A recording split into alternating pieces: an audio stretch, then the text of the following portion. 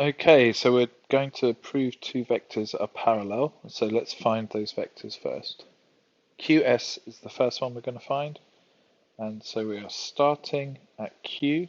We're going to go to P, and then we're going to go to S. Q to P is minus 2A, and P to S is positive 2B. So we're finished finding QS. We're going to find NM next. That's the second vector we need to find. But first, I just want to mark on my diagram this vector here. Because we are told we have a parallelogram and that N and M are both midpoints, S to M is going to be half of 2A because it's parallel, but it's half the length. And Q to N, similarly, is going to be half of 2B. So just B and A. We mark those on our diagram. Now we're taking a route from N to M, going all the way around using the vectors that we've just found.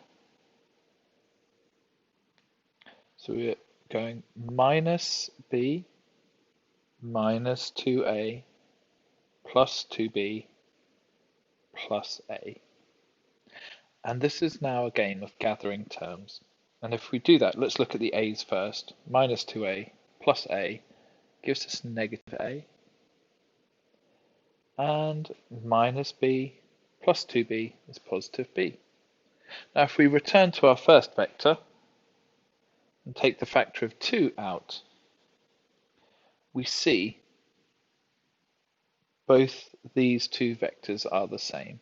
So we can say that both QS and NM are multiples of minus A plus B.